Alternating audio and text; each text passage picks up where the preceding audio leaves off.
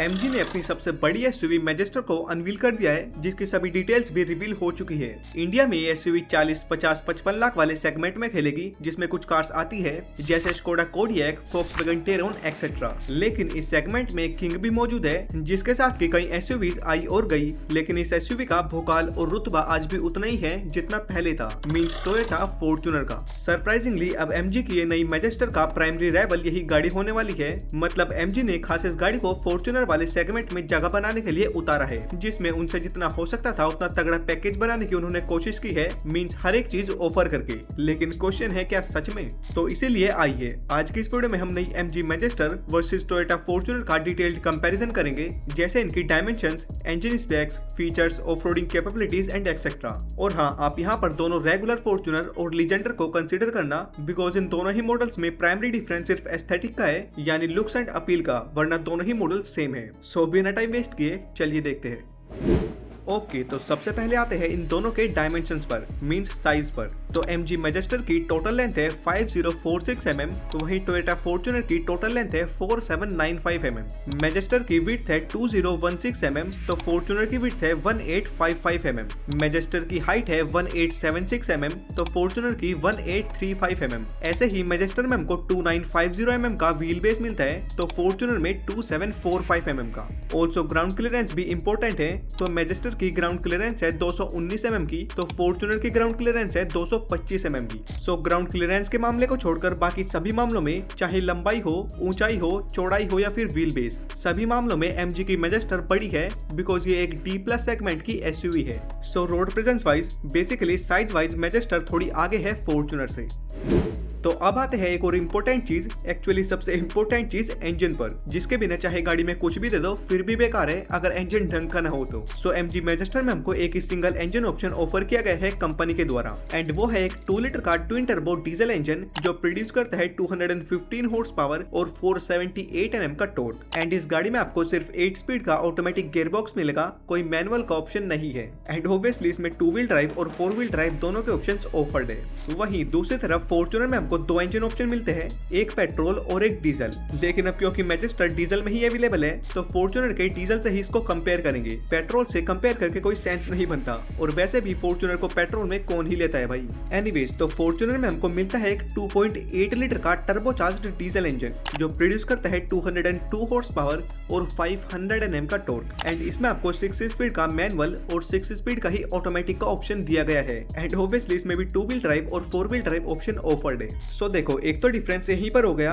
कि फॉर्च्यूनर की engine capacity ज्यादा है, एक में 2000 सीसी है तो दूसरे में 2800 सीसी, जिसके चलते फॉर्च्यूनर को एडवांटेज भी मिलता है, मींस ज्यादा टॉर्क 500 Nm का। लेकिन एमजी मैजेस्टर के ट्विन टर्बो इंजन होने का भी फायदा है कि उसमें हॉर्स पावर ज्यादा मिलती है। सो देखो, वैसे दोनों ही इंजन पावरफुल है, लेकिन स्टिल फॉर्च्यूनर का इंजन ज्यादा सुपीरियर, ट्रस्टेड और रिलायबल फैक्टर के साथ आता है, जो कि प्रूवन है, ऐसे ही कोई नहीं बोलता। बिकॉज ये गाड़ी 1-2 साल नहीं, बल्कि इस गाड़ी को लॉन्च हुए इंडिया में ऑलमोस्ट 2 डेकेड होने वाले हैं। सो अगर आप ट्रस्ट फैक्टर ढूंढ रहे हो तो वो तो आपको फॉर्च्यूनर ही प्रोवाइड करेगी। लेकिन आज का 6 स्पीड का ऑटोमेटिक गियर बॉक्स कम स्मूथ और स्ट्रेच्ड फील होगा मैजेस्टर के 8 स्पीड के ऑटोमेटिक के सामने, जो कि काफी रिफाइंड एंड स्मूथ है फॉर्च्यूनर के कंपैरिजन में। ओके, तो अब बात करते हैं इन दोनों गाड़ियों के एक्सटीरियर और इंटीरियर के बारे में, जिसमें पहले एक्सटीरियर यानी लुक्स पर आए। तो देखो, ये आपकी पर्सनल चॉइस पर डिपेंड करता है, किसी को नई मैजेस्टर की लुक्स पसंद आएगी तो किसी को फॉर्च्यूनर की। ये आप मुझे कमेंट में बताओ कि आपको किसकी लुक्स बेटर लगी। लेकिन वैसे मोटे मोटे पॉइंट्स पर ध्यान दे तो मैजेस्टर में आपको 19 इंचेस के एलॉय व्हील्स मिलते हैं, वहीं फॉर्च्यूनर में 18 इंचेस के। मैजेस्टर में आपको ऑटो फोल्डेबल ORVMs मिलते हैं, लेकिन सैडली 50-55 लाख देने के बाद भी फॉर्च्यूनर में ऑटो फोल्ड जैसा मामूली फीचर नहीं है, जो कि आजकल 10-12 लाख वाली गाड़ी में मिल जाता है। बाकी उसके अलावा तो बाहर से दोनों में सभी फीचर्स है, जैसे all 4 disc brakes, electronic tailgate with gesture control, LED headlamps, tail lamps etcetera.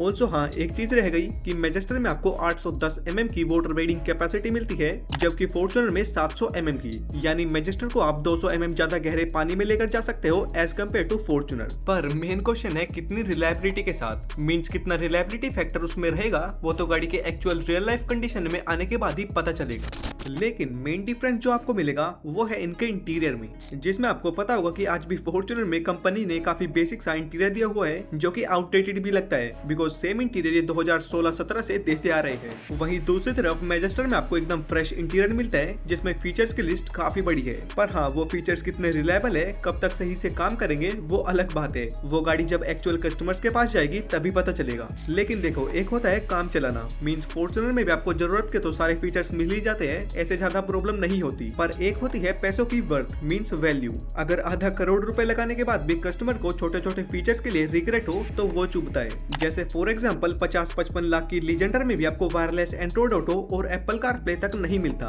सोचो कितनी बुरी बात है। एनीवेज वापस टॉपिक पर आए तो पहले कुछ कॉमन फीचर्स की बात करें तो दोनों में हमको front ventilated seats, paddle shifters, steering mounted controls, rear AC vents, front arm rest, engine start stop button, 360 degree camera और ऑटो क्लाइमेट कंट्रोल जैसे काफी सारे फीचर्स कॉमन मिल जाते हैं।